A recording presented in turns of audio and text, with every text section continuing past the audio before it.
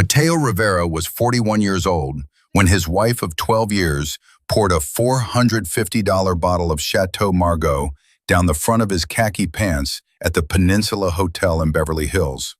And the 200 corporate executives watching had no idea they were witnessing the beginning of the most expensive mistake of her career.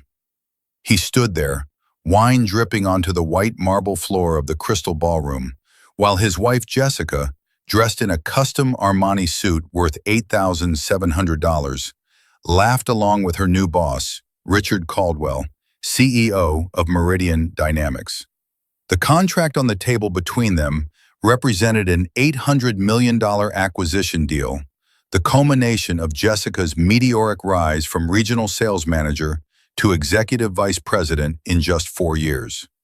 Her salary had jumped from $125,000 to $680,000 annually, plus stock options worth another $2.3 million. She'd earned every dollar through brutal 80-hour weeks, strategic networking, and stepping on anyone who got in her way, including her husband. "God, Mateo, you're so clumsy," Jessica said, not even looking at him as she signed the final page of the merger agreement. "This is the biggest day of my career, and you can't even hold a wine glass properly. Why don't you go clean yourself up in the bathroom? The adults are trying to conduct business here." The laughter rippled through the crowd. Mateo recognized several faces: board members from Caldwell Industries, investment bankers from Goldman Sachs who'd structured the deal, Jessica's entire executive team from her company, Vertex Solutions. They'd all watched him fumble the wine glass she'd deliberately knocked from his hand. They all saw the cheap JCPenney shirt he was wearing, the Timex watch worth $89, the nervous smile of a man who didn't belong in this world of private jets and 8-figure bonuses. What none of them knew, what Jessica had been too busy climbing the corporate ladder to notice, was that Mateo Rivera wasn't the struggling IT consultant making $73,000 a year that she introduced him as. He was the primary shareholder and silent founder of Caldwell Industries, the $4.2 billion private equity firm that was about to acquire her company. And the contract she was signing with such pride was going to destroy her in ways she couldn't begin to imagine. But Mateo wasn't ready to reveal that yet. Not here, not now. He'd been planning this moment for 18 months, ever since the night he'd come home early from a supposed client meeting and overheard Jessica on the phone with her divorce attorney, mapping out how to leave him the moment her Vertex stock options vested, scheduled for 3 weeks after this acquisition closed. "Of course, honey," Mateo said quietly, grabbing a cloth napkin from the nearest table. "I'm sorry, I'll wait in the lobby." "Don't bother waiting," Jessica said, barely glancing at him as she shook hands with Richard Caldwell. "This celebration dinner is going to run late. Take an Uber home. I'll be back whenever." Mateo nodded, playing the part perfectly. The part he'd been playing for 4 years while Jessica climbed her ladder and forgot about the man who'd supported her through business school at UCLA, who'd paid $47,000 of her student loans, who'd moved across the country 3 times for her career. The man she'd started calling "my starter husband" to her friends when she thought he wasn't listening. He walked out of the Crystal Ballroom with wine stains on his pants and humiliation burning in his chest, the exact image Jessica wanted people to see. What she didn't see was the text message Mateo sent from his phone as he stepped into the elevator. "Initiate Phase 2. Caldwell acquisition of Vertex approved. Execute the Zimmerman clause." The recipient was Sandra Okonkwo, the $950 an hour attorney who'd been working on Mateo's behalf for the past 14 months, and who happened to be the managing partner at Frost & Okonkwo, LLP, the same firm that had structured the Vertex acquisition deal. The Zimmerman clause was something Jessica's own lawyers had missed in their review of the 847-page merger agreement. It was named after Mateo's late mentor, David Zimmerman, who'd taught him that the best revenge in business wasn't loud. It was buried in subsection 12.4c of legally binding contracts. If you enjoy stories of cold-blooded corporate revenge and shocking power reversals, like this video and subscribe to the channel now. There are brand new stories here every day, each one more intense than the last one. And tell me where you are watching from. The story of how Mateo Rivera became the silent majority shareholder of Caldwell Industries started 19 years earlier in a Stanford dorm room with a kid from East Los Angeles who had a full scholarship and a gift for predicting market trends. Mateo had been 22 years old when he developed an algorithm that could predict private equity opportunities 6 months before they became obvious to traditional investors. His roommate, Richard Caldwell, had been the trust fund kid with $12 million in family money and connections that opened doors Mateo couldn't even find. They'd made a deal. Mateo would provide the intelligence and analysis. Richard would provide the capital and be the public face. They'd split everything 60-40, with Mateo holding the majority stake. They'd signed the partnership agreement on September 3, 2005, in the presence of David Zimmerman, who was then a junior attorney at a small firm in Palo Alto. The agreement was ironclad. Mateo would remain a silent partner, unnamed in public filings, his ownership held through a series of blind trusts and shell corporations that even the SEC had approved. Over 19 years, Caldwell Industries had grown from a $12 million startup to a $4.2 billion private equity powerhouse. Mateo had made every major investment decision. Richard had been the charismatic CEO who took credit at conferences and charity galas. And Mateo had been perfectly fine with that arrangement because the money was spectacular. His personal net worth was currently $847 million, and he genuinely enjoyed the analytical work more than the spotlight. Then he'd met Jessica at a tech conference in Austin in 2012. She'd been a rising star at a mid-sized software company, ambitious and brilliant and beautiful. He'd been attracted to her drive, her intelligence, her refusal to settle for mediocrity. They'd married 8 months later in a simple ceremony at Santa Monica Beach. Mateo had told her he worked as an independent IT consultant, which was technically true. He did consulting work for Caldwell Industries. He just hadn't mentioned that he owned 60% of the company. Why hadn't he told her? At first it was a test. He'd grown up watching his mother get taken advantage of by men who wanted access to her money. She'd won $2.4 million in a lawsuit against a negligent employer when Mateo was 12. And the parade of opportunistic boyfriends had taught him to be careful about who knew about wealth. He'd wanted to make sure Jessica loved him for him, not for his money. But then the months became years, and Jessica's career took off, and Mateo realized he enjoyed being underestimated. He liked watching her navigate corporate politics, liked supporting her from the shadows. He'd helped her prepare for interviews, given her advice on negotiations, even used his Caldwell connections to get her resume in front of the right people at Vertex Solutions. She'd never known that the lucky break that landed her the VP position had come from a recommendation Mateo had quietly arranged. For 8 years, their marriage had been good. Different, maybe, with Jessica constantly traveling and Mateo working from their home office in Pasadena. But good. They'd bought a modest house for $680,000 in a nice neighborhood, drove reasonable cars. Jessica had a Lexus ES 350 worth $47,000. Mateo kept his old Honda Accord worth maybe $8,000. They talked about having kids someday when Jessica's career stabilized. Then Jessica got the Vertex UI position 4 years ago, and everything changed. The late nights became later. The business trips became more frequent. The salary jumped to $680,000, and suddenly Mateo's supposed $73,000 consulting income seemed inadequate to her. She started making comments, little digs about his modest career, his lack of ambition, his contentment with mediocrity. She started attending charity events without him, claiming he wouldn't fit in with her corporate crowd. She started introducing him as, "My husband, he's in IT," with a tone that suggested she was apologizing for his existence. Mateo had tolerated it because he loved her, because he believed marriages went through rough patches, because he kept thinking she'd remember who she'd been before the corner office in the stock options. Then came the night 18 months ago that changed everything. Mateo had told Jessica he had a late client meeting. He actually did, a video call with Richard Caldwell about a potential acquisition in the pharmaceutical sector.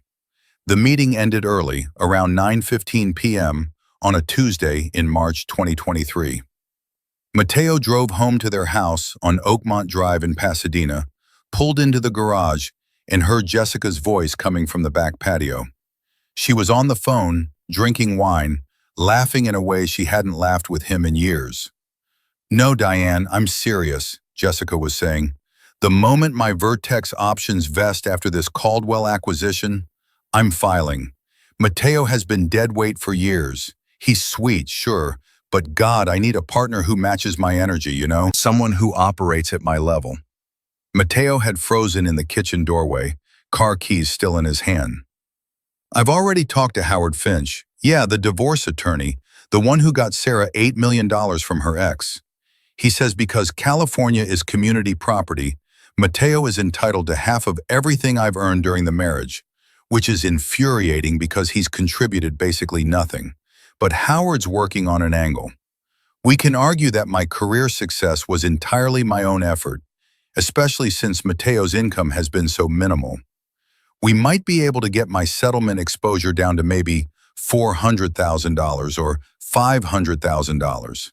She'd paused, listening to her friend on the other end. "No, I don't feel guilty. I've outgrown him, Diane.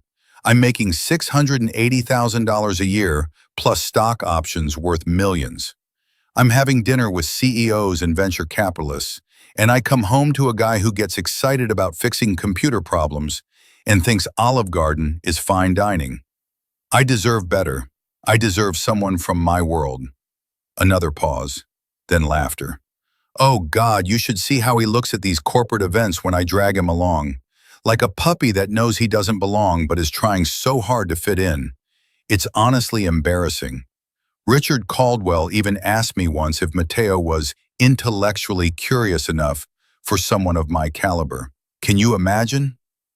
Mateo had stood there for another 10 minutes, listening to his wife of 10 years describe him like a piece of furniture she was planning to donate to Goodwill. When she finally ended the call and came inside, he'd pretended he'd just arrived home, kissed her cheek, and asked about her day. "Just the usual corporate nonsense," Jessica had said, already looking at her phone. "You wouldn't understand." That night, Mateo had made 3 decisions. First, he would let Jessica proceed with her plan. He wouldn't reveal his wealth, wouldn't fight to save a marriage she'd already abandoned in her heart. He would give her exactly what she wanted, the freedom to leave him for someone from her world. Second, he would make sure the Caldwell acquisition of Vertex Solutions went through. Jessica wanted those stock options to vest? Perfect. Mateo would personally ensure the deal happened. As the majority shareholder of Caldwell Industries, he had that power. Richard didn't make major acquisition decisions without Mateo's approval. Third, he would teach Jessica a lesson about underestimating people. Not through violence, not through public humiliation, through the same tool she'd used to climb her corporate ladder. Cold, calculated business strategy. He'd called Sandra Okonkwo the next morning. She'd been David Zimmerman's protege before David died of cancer in 2019, and she knew everything about Mateo's ownership structure at Caldwell Industries. He'd paid her firm $340,000 over the following 14 months to do 3 things. Structure the Vertex acquisition with specific clauses that would benefit Mateo while appearing standard to Vertex's legal team. Prepare divorce papers that would reveal Mateo's true net worth at the strategically perfect moment, and create an airtight post-nuptial agreement that Jessica would have unknowingly violated through her plans to divorce Mateo for financial gain. The Zimmerman clause in subsection 12.4c of the merger agreement was brilliant in its simplicity. It stated that any Vertex executive who initiated divorce proceedings within 24 months of the acquisition closing date would forfeit all stock options and bonuses tied to the merger, with those forfeited assets reverting to Caldwell Industries. The clause was buried in dense legal language about commitment to organizational stability and executive retention incentives. Vertex's lawyers had signed off on it because similar clauses weren't uncommon in major acquisitions. Companies wanted to prevent their newly acquired executives from immediately jumping ship. What made it devastating for Jessica specifically was that Mateo had ensured she was classified as a primary executive in the merger agreement, which meant the clause applied to her stock options worth $2.3 million, her retention bonus of $1.8 million, and her accelerated vesting schedule for future Caldwell stock options worth an estimated $4.7 million over 3 years. If Jessica filed for divorce before November 2026, which her own words to her attorney had indicated she planned to do in 3 weeks, she would lose $8.8 million. And because the forfeiture clause was in the merger agreement she'd signed, there was nothing she could do about it. It was legally binding. But Mateo wasn't stopping there. He'd also had Sandra prepare what she called the nuclear option, a full disclosure of Mateo's true net worth and ownership stake in Caldwell Industries, time to be revealed during divorce proceedings. Under California community property law, Jessica would be entitled to half of all assets acquired during the marriage. Mateo's Caldwell ownership predated their marriage, but his earnings from that ownership during their 12 years together were community property. Sandra had calculated that Jessica's fair share of the marital estate would be approximately $127 million, based on the appreciation of Mateo's Caldwell stake during their marriage, plus their shared home, vehicles, and other minor assets. But here was the beautiful irony. If Jessica proceeded with her plan to divorce Mateo while positioning herself as the higher-earning spouse, claiming he'd contributed basically nothing to their financial success, she would have already forfeited her $8.8 million in Vertex-related compensation. She'd entered divorce proceedings having just lost nearly $9 million because of her own impatience. And when Mateo revealed his true net worth, she'd realized she could have had $127 million if she'd just stayed married to the man she considered dead weight.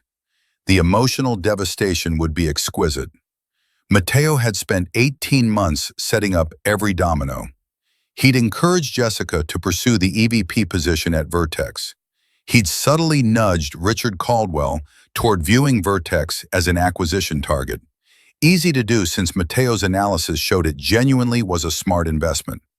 He'd sat through dinners where Jessica talked about him like he was invisible, smiled through company events where her colleagues openly pitied her for having such an unsuccessful husband, all while knowing that the company she was about to sign with, the $800 million deal she was celebrating as her crowning achievement, was owned by the man she was planning to discard. And tonight, watching her pour wine on him in front of 200 people, hearing her call him clumsy and useless, Mateo had felt something cold and final settle in his chest. Not anger exactly, something cleaner than that. Clarity. She'd made her choice. Now he'd let her live with the consequences.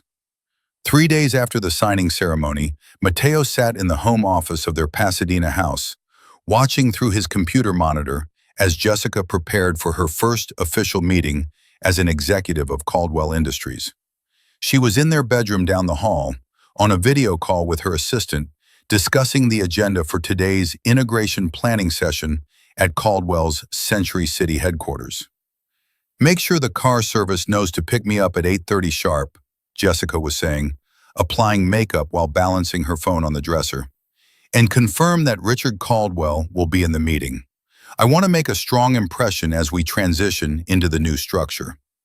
Mateo smiled slightly. Richard would indeed be in that meeting. So would Mateo, though Jessica didn't know that yet. Today was the beginning of Phase 3. His phone buzzed. A text from Richard Caldwell. Board meeting confirmed for 2 p.m. All directors will be present. Are you sure you want to do this? Matteo typed back. Absolutely sure. Time to stop being invisible. For 19 years, Matteo had been content to let Richard be the face of Caldwell Industries, while he operated from the shadows, making the real decisions. But Jessica's treatment of him had awakened something he hadn't felt in years, a desire to be seen for who he actually was.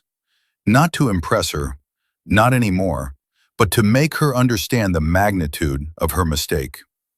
The integration meeting started at 10 a.m. Matteo arrived at Caldwell's offices at 9:45, using the private executive elevator that led directly to the secure boardroom on the 42nd floor. He designed this space himself 5 years ago. Floor-to-ceiling windows overlooking downtown Los Angeles, a $67,000 custom conference table made from reclaimed California walnut, original artwork from emerging artists worth approximately $340,000 collectively. Richard was already there, along with 6 other Caldwell board members. They all knew Matteo, of course. They'd all signed NDAs regarding his ownership stake. These were people who managed pension funds worth billions, sovereign wealth fund managers, former Fortune 500 CEOs. They treated Matteo with the respect his position and intelligence deserved. "She has no idea?"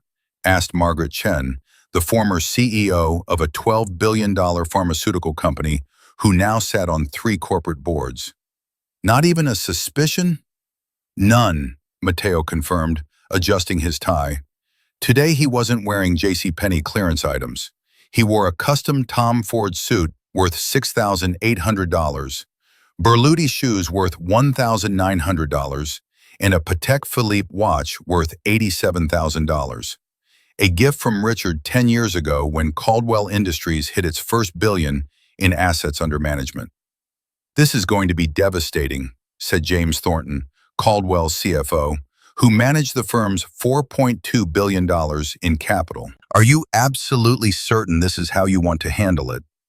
Matteo thought about the wine-stained khakis he'd worn home from the Peninsula Hotel 3 days ago. Thought about Jessica's laughter as he'd stood there, humiliated. Thought about 18 months of planning, of being called dead weight by the woman who'd promised to love him in sickness and health, for richer or poorer. "I'm certain," he said. The Vertex executives began arriving at 9:55 a.m. Matteo watched them on the security monitors. Jessica was among the first, wearing a burgundy Armani suit worth $7,200, carrying a Dior handbag worth $5,800. She looked confident, powerful, ready to impress her new corporate overlords. She entered the boardroom at exactly 10 a.m., followed by 6 other Vertex executives. Richard Caldwell stood to greet them, playing his role perfectly. "Welcome to Caldwell Industries," Richard said, shaking hands around the room. "We're excited to have the Vertex team officially joining our family. Please, have a seat." Jessica took a position near the head of the table, directly across from Richard. She didn't even glance at the other board members seated along the sides. Why would she? They were just corporate suits to her. She certainly didn't look at Matteo, who was seated 3 chairs to her right, reviewing a document. "Before we begin the integration discussion," Richard continued, "I want to introduce someone who's been fundamental to Caldwell Industries' success, but who operates outside the public eye. Many of you may not be familiar with him, but he's the reason this acquisition happened. Matteo, would you like to say a few words?" Jessica was taking notes on her iPad. She glanced up politely when Richard said, "Matteo," probably expecting some middle manager or technical consultant. Then she saw who Richard was gesturing to. Her husband, sitting at the board table, wearing a suit that cost more than she made in a month. Make sure you're subscribed to this channel if you have not, because the ending of this story will blow your mind. And drop a comment below telling me what you think Matteo should do next. The confusion on Jessica's face was almost comical. She looked at Matteo, then at Richard, then back at Matteo. Her mouth opened slightly, but no words came out. "Good morning, everyone," Mateo said calmly, standing. For those who don't know me, I'm Mateo Rivera. I'm the founding partner and majority shareholder of Caldwell Industries, holding a 60% equity stake through a series of blind trusts established in 2005. I've been involved in every major acquisition this firm has made over the past 19 years, including the decision to acquire Vertex Solutions for $800 million. Jessica's face had gone completely white. One of the other Vertex executives, a man named Greg Turner, who Mateo recognized from the Peninsula Hotel signing, whispered, "Wait, I thought you were the IT guy." "I do consulting work in technology analysis," Mateo clarified, "which is technically IT adjacent. But my primary role has been strategic oversight at Caldwell Industries since I founded the company with Richard in 2005. He let that sink in for a moment, watched Jessica's mind trying to process what she was hearing, watched the other Vertex executives exchange confused glances. "The reason I've remained a silent partner," Mateo continued, "is partly due to privacy preferences, partly due to SEC regulations around certain investment structures, and partly because I prefer analytical work to publicity. Richard has been an excellent public-facing CEO, and our partnership has been mutually beneficial." He pressed a button on the remote in his hand. The screen behind him lit up with a slide showing the Caldwell Industries ownership structure, including the specific trust arrangements that held Mateo's 60% stake. All legally documented, all verified by external auditors, all absolutely real. "However," Mateo said, "I've decided it's time to be more visible in the company's operations, particularly as we integrate major acquisitions like Vertex. So going forward, I'll be taking a more active role in executive oversight." Jessica found her voice. "Mateo, when were you planning to tell you I own the company you just joined?" Mateo finished for her. "Well, that's an interesting question, isn't it?" The room had gone completely silent. The other Caldwell board members were watching with carefully neutral expressions. The Vertex executives looked like they'd stumbled into a family intervention. Mateo pulled out his phone, pressed a few buttons, and a new slide appeared on the screen. It was a calendar showing the next 24 months marked in red. "According to the merger agreement that Vertex executives signed on November 18th, Mateo said, "there's a retention clause in subsection 12.4c requiring executive commitment to organizational stability. Specifically, any primary executive, that includes you, Jessica, as well as Greg Turner and Patricia Morrison from your team, who initiates divorce proceedings within 24 months of the acquisition closing date, will forfeit all stock options and performance bonuses tied to this merger." He pulled up another slide showing the specific dollar amounts. Jessica's forfeiture would total $8.8 million if she divorced within the restricted period. "Now, I'm not saying this to be cruel," Mateo continued, looking directly at his wife. "I'm saying it because our integration planning needs to account for executive stability, and I want to make sure everyone understands the contractual obligations they've agreed to." Jessica's hands were shaking. She was gripping her iPad so hard her knuckles had turned white. "Mateo, can we talk privately?" she managed. "Of course," Mateo said smoothly, "but let's finish this meeting first. We have a lot of integration details to cover, and I know you're very excited about your new role here. After all, you told 200 people at the Peninsula Hotel that this was the biggest day of your career." The emphasis on those words made several board members shift uncomfortably. Richard Caldwell was studying the table, clearly fighting a smile. Mateo spent the next 90 minutes walking through the integration plan he'd personally designed. He was brilliant at this. He knew every financial model, every market analysis, every competitive advantage Caldwell could leverage from the Vertex acquisition. The other board members chimed in with questions and suggestions, treating Mateo with obvious deference and respect. Jessica sat frozen, barely participating, while her colleague Greg Turner kept shooting her confused glances. The woman who'd been so confident 90 minutes ago had completely disappeared. Finally, at 11:30 a.m., Richard called for a break. "Let's reconvene at 1 p.m. to discuss the technology integration roadmap," he said. "Matteo, thank you for that comprehensive overview." The room cleared quickly. The Vertex executives clustered together in the hallway, whispering urgently. Matteo could imagine the conversation. "Did you know her husband was a billionaire? Why is she living in a $680,000 house if he owns Caldwell Industries?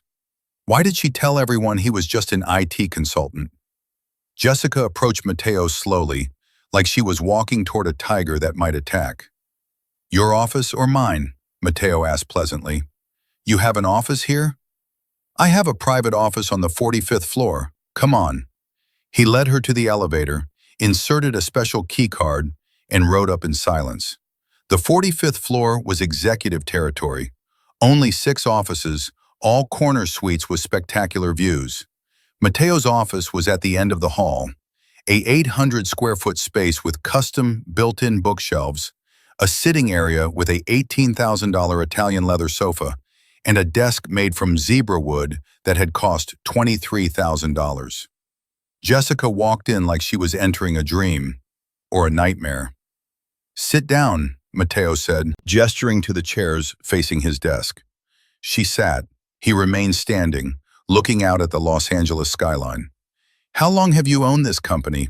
Jessica's voice was barely a whisper. 19 years, since before we met." "Why didn't you tell me?" Matteo turned to face her.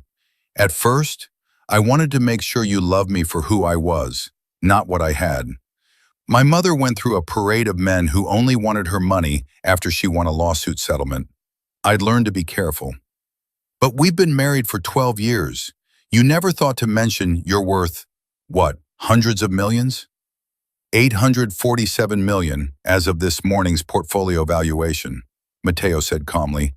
"And yes, I thought about telling you, many times. But then your career took off, and I realized something interesting." He sat down across from her now, close enough to see the tears forming in her eyes. "I realized I liked being underestimated," he continued. "I liked watching you navigate your corporate world, liked supporting you behind the scenes. Do you know how you got your first interview at Vertex?" Jessica stared at him. "I had Richard make a call to the CEO. You were qualified. I never would have recommended you if you weren't. But that first door, I opened it for you." "You, what?" "The mentorship from Patricia Morrison that accelerated your promotion to EVP? I suggested you to her at a charity event in 2021. The introduction to the venture capital firm that helped fund Vertex's Series D round? I arranged that too. I was proud of you, Jessica. I wanted to see you succeed." Tears were running down her face now. "Then why are you doing this? Why humiliate me in front of the board?" If you're enjoying this story, hit that like button and let me know in the comments. I am enjoying this story, and tell us what you would have done in Matteo's situation. Matteo pulled out his phone and opened a recording app. He pressed play. Jessica's voice filled the office. "Matteo has been dead weight for years. He's sweet, sure, but God, I need a partner who matches my energy, you know? Someone who operates at my level." Her face went from white to gray. "I've been planning to divorce you for 18 months, Matteo said quietly. "Ever since the night I came home early and heard you on the phone with Diane, talking to your divorce attorney about how to minimize what I'd get in the settlement. Talking about how I was embarrassing you, about how you deserve someone from your world. Matteo, did you know," he continued, his voice still eerily calm, "that under California community property law, you're entitled to half of all assets acquired during our marriage? My Caldwell ownership predated our marriage, but the appreciation of that stake during our 12 years together, approximately $254 million in increased value, is community property. Your fair share would be about $127 million, plus half of our house and other minor assets." Jessica's mouth fell open. "If you'd stayed married to me, if you'd just been patient, you could have eventually divorced amicably and walked away with $127 million. Instead, you're planning to file for divorce 3 weeks from now, right after your stock options vest. Except now those options are tied to the retention clause. File for divorce before November 2026, and you lose $8.8 million. All because you couldn't wait. All because you were so eager to trade up to someone more impressive. I... I didn't know. Matteo, please, I was frustrated. I didn't mean... You meant every word, Matteo said. And that's fine. You're allowed to outgrow a marriage. You're allowed to want more. But you're not allowed to treat me like I'm worthless while secretly planning to take half of what little you thought I had. You're not allowed to humiliate me in front of 200 people and then play the victim when I stop protecting you from the consequences of your choices. He stood up, walked to the door, opened it. The integration meeting resumes in 45 minutes. You should probably fix your makeup before then. Your new colleagues are already wondering why you didn't know your husband owned the company. I imagine explaining that you considered him too insignificant to pay attention to will be awkward. Jessica stood on shaking legs. What are you going to do? Are you going to fire me? Destroy my career? Fire you? No, you're genuinely good at your job, and Caldwell Industries doesn't waste talent over personal matters. Your position is secure as long as you perform. He paused. But I am going to file for divorce. Tonight, actually. Sandra Okonkwo has had the papers ready for 3 months. But the retention clause applies to executives who initiate divorce proceedings. I'm initiating them. You're not forfeiting anything. Yet. The relief on her face was almost insulting. She actually thought he was being generous. However, Matteo continued, my filing will include a complete financial disclosure of my assets, as required by California law. Every financial advisor, attorney, and accountant in your life is going to tell you that you're entitled to approximately $127 million. And you'll have to decide whether to fight for that money, knowing that everyone will learn you were planning to divorce me while thinking I was worth essentially nothing, or whether to walk away from the marriage with nothing and try to preserve some dignity. You're manipulating me. I'm giving you the same choice you were planning to give me, Matteo corrected. The difference is, I'm being honest about it. You have 24 months to figure out what you value more. The money you would have gotten anyway if you'd just been patient and kind, or your reputation as a self-made executive who didn't need anyone's help. He checked his watch, a Patek Philippe worth more than Jessica's car. 42 minutes until the meeting resumes. I suggest you compose yourself. Jessica walked past him into the hallway. At the elevator, she turned back. Did you ever really love me? Or was this whole marriage just, what, a social experiment? For the first time since the meeting started, Matteo's careful control slipped. His voice cracked slightly. I loved you more than I've ever loved anyone. I would have given you everything, not because you earned it, but because that's what you do for the person you build a life with. But you looked at me and saw dead weight. You heard IT consultant and decided I wasn't worth your time anymore. So yes, I set this up. I let you sign that merger agreement. I let you pour wine on me in front of everyone because I needed to know if there was any part of the woman I married left inside you. If, when you realized who I really was, you'd feel remorse for how you treated me. He met her eyes. And you know what I see right now? I don't see remorse. I see you calculating whether you can still salvage the $127 million. I see you wondering if you can spin this to your friends, make yourself the victim of my deception. So no, Jessica, I don't think you ever really loved me either. I think you loved the support and stability I provided. And the moment you didn't need that anymore, you were ready to discard me for something shinier. The elevator doors opened. Jessica stepped in. This isn't over, she said. Yes, Matteo replied quietly. It really is. The doors closed. Matteo stood alone in the hallway of his company, the company he'd built, the company his wife had been so desperate to impress, and felt absolutely nothing. The divorce papers were delivered to Jessica on November 22nd, 2024, at 8:47 a.m. by a private process server who found her in the Caldwell Industries parking garage. Mateo had specifically chosen that moment right before a major presentation she was giving to Caldwell's board about Vertex's Q4 performance projections. He wanted her to walk into that meeting carrying the knowledge of what she'd lost. The papers included a complete financial disclosure that ran to 67 pages. Page 12 listed Mateo's 60% ownership stake in Caldwell Industries, currently valued at $847 million. Page 23 detailed the blind trusts and shell corporations that held those assets, all established before their marriage in 2012. Page 34 showed the appreciation of those assets during their 12 years of marriage, $254 million in increased value, of which Jessica was entitled to claim half under California community property law.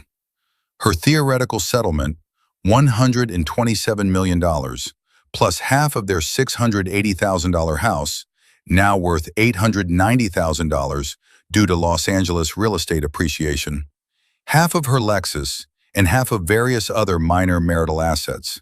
Total potential payout, $127,445,000.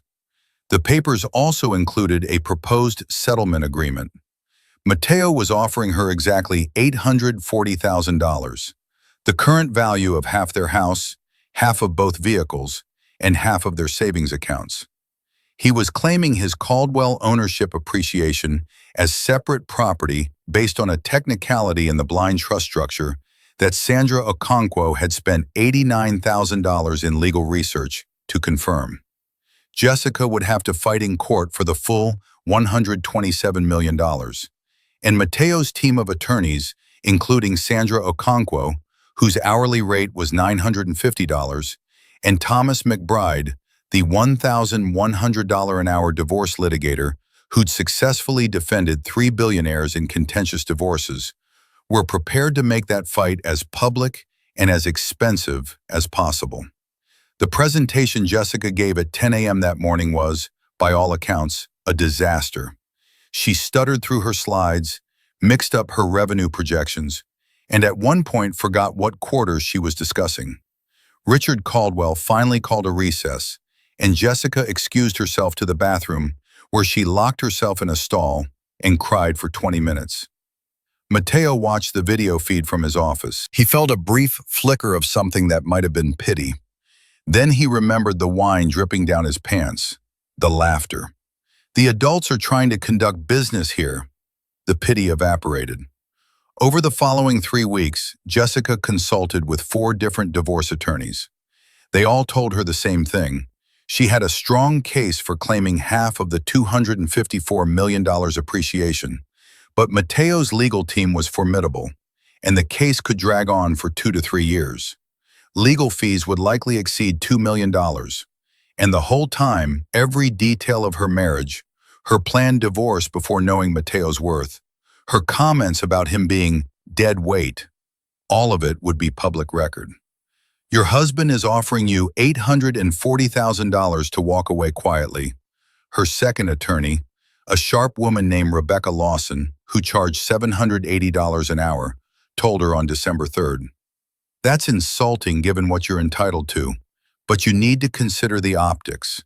You're a senior executive at a company your husband owns. If this turns into a media circus, if the details of how you plan to divorce him while underestimating his net worth become public, your reputation in the corporate world will be destroyed. So I'm supposed to just accept less than 1% of what I'm legally owed? Jessica had demanded. No, you're supposed to negotiate. Ask for $10 million, maybe $15 million. Frame it as a quiet settlement that allows both of you to move on with dignity. He might go for it just to avoid the hassle of litigation. Jessica tried. She had her attorney send a counteroffer. $15 million in exchange for an expedited divorce with mutual NDAs about the financial details. Mateo's response came back within 24 hours. $840,000. Final offer. Take it or see you in court for the next 3 years. By mid-December, Jessica's life had become surreal. She was still working at Caldwell Industries, still reporting to Richard Caldwell, still attending meetings where Mateo would occasionally appear to discuss strategic initiatives. He was always professional, always polite, and absolutely cold.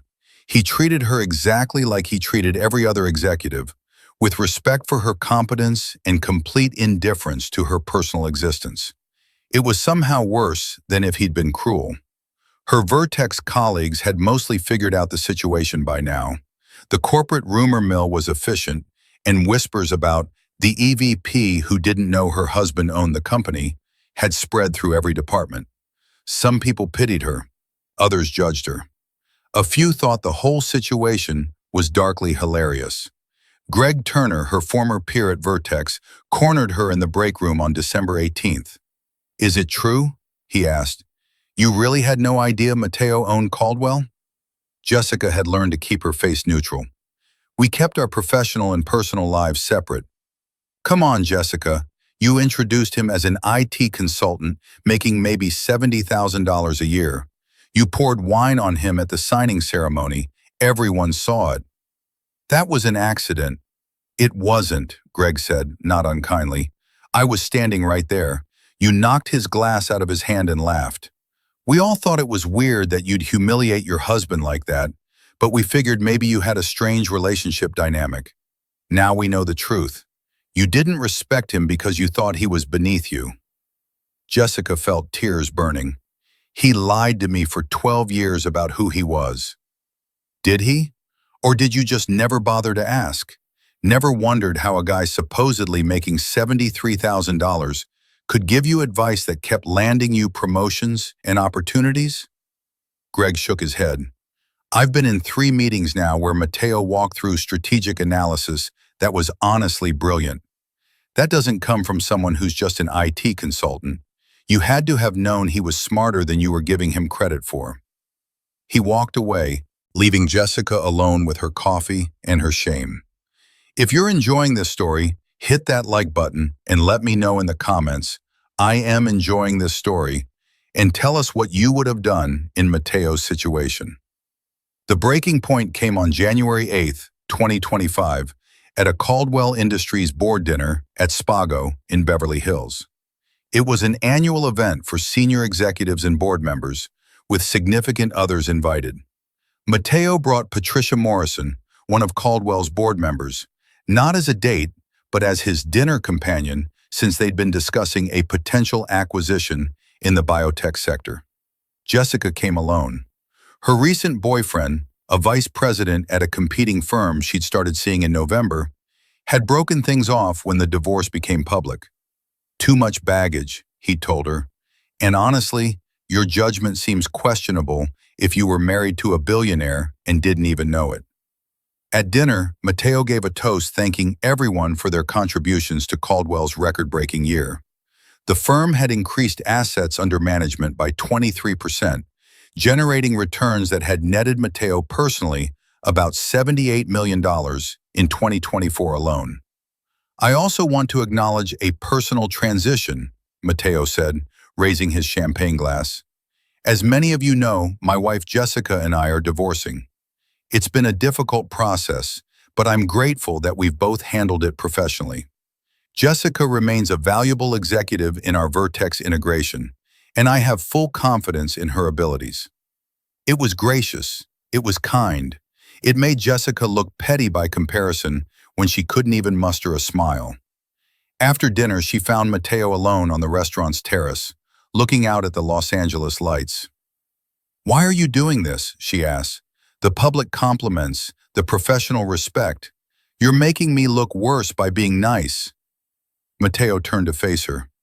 "I'm being nice because it's the truth. You are good at your job. This divorce isn't about punishing you professionally." "Then what is it about? Because offering me $840,000 when I'm entitled to $127 million sure feels like punishment." "It's about consequences," Mateo said quietly. "You made a series of choices, Jessica. You chose to value money and status over character. You chose to plan a divorce while thinking I was worth essentially nothing, strategizing with your attorney about how to minimize what I get. You chose to humiliate me publicly because you thought I couldn't fight back. He finished his champagne. I'm offering you $840,000 because that's what you'd have gotten if you'd divorced me while still thinking I was an IT consultant. It's the settlement you actually planned to give me. Well, actually you were planning to give me about $400,000, but I'm being generous with the math. The $127 million you're entitled to under California law, that's what you would have received if you'd been a partner. If you'd treated me with basic respect, if you'd valued our marriage for more than what you thought you could extract from it. So this is revenge. No, Matteo corrected. Revenge would be destroying your career, publicly humiliating you, making your life miserable. I'm not doing any of that. I'm simply letting you experience the natural consequences of your own values. You wanted to leave a man you thought was worth $73,000 and trade up to someone wealthier. Fine, you can have that freedom, but you don't also get to claim the money you would have had if you'd stayed and been a loving partner. Jessica's voice broke. I did love you. I lost myself in the ambition, in the career pressure. I made mistakes. Yes, you did. Matteo's voice softened slightly. And I'm not saying I handled everything perfectly. Maybe I should have told you about my wealth years ago. Maybe keeping that secret was its own form of manipulation. But Jessica, I heard you on the phone with Diane. I heard you call me dead weight. I watched you laugh when wine soaked through my pants in front of 200 people. And in all these weeks since you found out who I really am, not once have you actually apologized for how you treated me. Every conversation we've had has been about the money you're losing, not about the partner you discarded. He moved toward the door, then paused. I'm going to tell you something my mentor David Zimmerman told me when I was 24 years old, right after Richard and I started Caldwell Industries. He said, success doesn't change who you are. It reveals who you are. When you became successful, when you started making $680,000 a year and running executive meetings, it revealed that you valued status more than integrity, that you'd sacrifice relationship for reputation. And when I revealed my success to you, it showed that you only regret underestimating me, not mistreating me. That's not fair. Take the $840,000, Jessica. Sign the settlement. Move on with your career, which you're genuinely good at. Find someone from your world who matches your energy.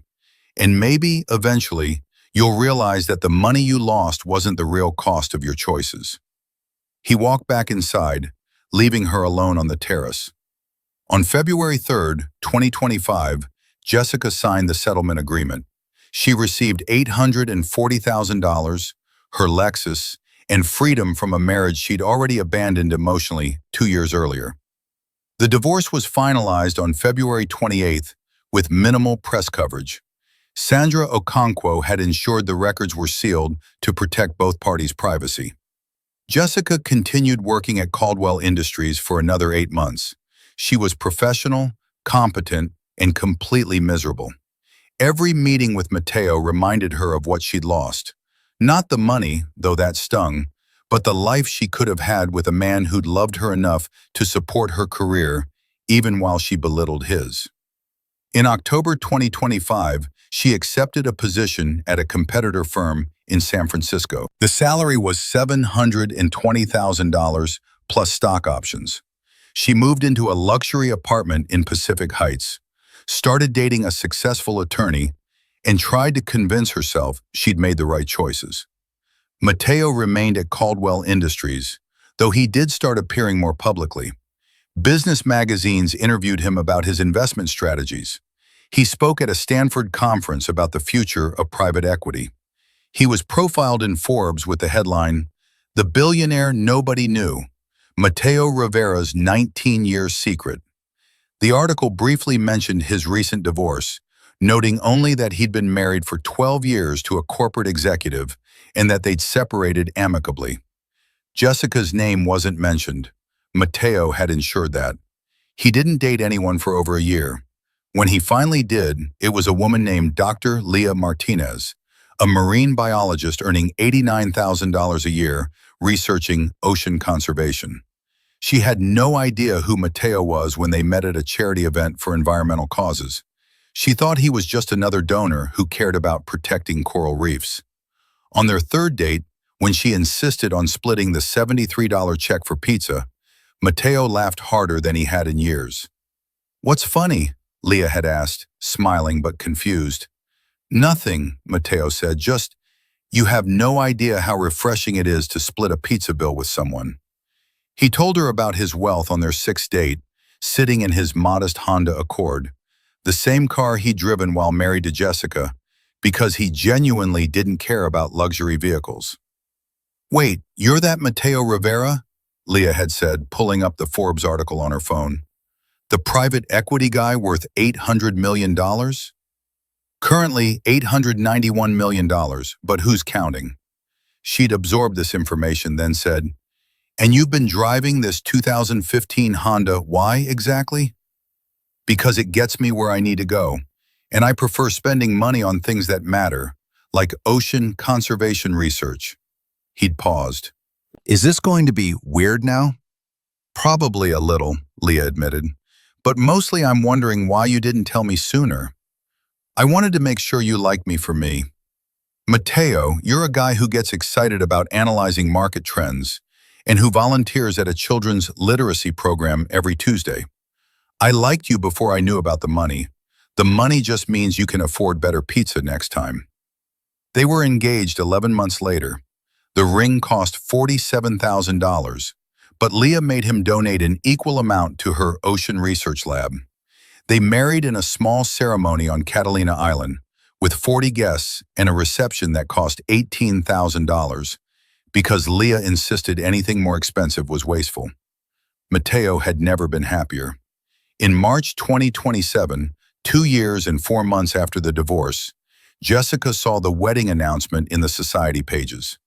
She was living in San Francisco, engaged to her attorney boyfriend, planning a wedding that would cost $340,000 and include 300 guests.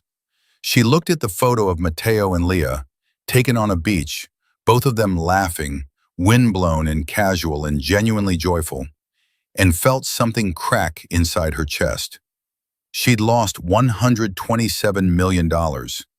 But looking at that photo, she realized Matteo had been right. The money hadn't been the real cost. She'd lost the one person who'd loved her before the corner office, before the $680,000 salary, before the Armani suits and the ambitious climb. She'd lost the partner who'd opened doors for her without asking for credit, who'd celebrated her success even as she dismissed his worth, who'd been willing to give her everything until she proved she only wanted what she thought he couldn't provide. She'd gained wealth, status, a career she could be proud of. She'd achieved everything she thought she wanted, and she'd never felt more empty. Jessica didn't go to Matteo's wedding. She did send a card, the only communication between them since the divorce was finalized. It said simply, "I'm sorry, not for the money, for everything else. I hope you're happy. You deserve to be." Matteo received it on his honeymoon in Costa Rica. He showed it to Leah. "Are you going to respond?" Leah asked. Matteo thought about it for a long moment, thought about 12 years of marriage, 18 months of calculated revenge, and 2 years of healing. Thought about wine-stained khakis and billion-dollar secrets, and the price of underestimating people. "No," he said finally. "Some chapters don't need epilogues. They just need to end." He tore up the card and threw it in the recycling bin. Then he took his wife's hand, and they walked down to the beach to watch the sunset together. Two people who valued each other more than any dollar amount could measure. Sometimes the best revenge isn't revenge at all. It's letting people face the consequences of their own actions while you move forward into a life they can't touch. Jessica had learned that lesson the hard way. She'd valued wealth over worth, status over substance, and in doing so, she'd lost something that could never be bought back. Matteo had learned something too, that love without respect is worthless, that hiding who you are never works in the long run, and that the right person doesn't care whether you're worth $73,000 or $891 million. They care about who you are when nobody's watching, when there's nothing to gain, when love is the only currency that matters. As for the $127 million Jessica could have had, Mateo donated most of it to scholarships for first-generation college students from low-income backgrounds. Kids like he'd been at 22, brilliant and ambitious and deserving of opportunities they couldn't afford.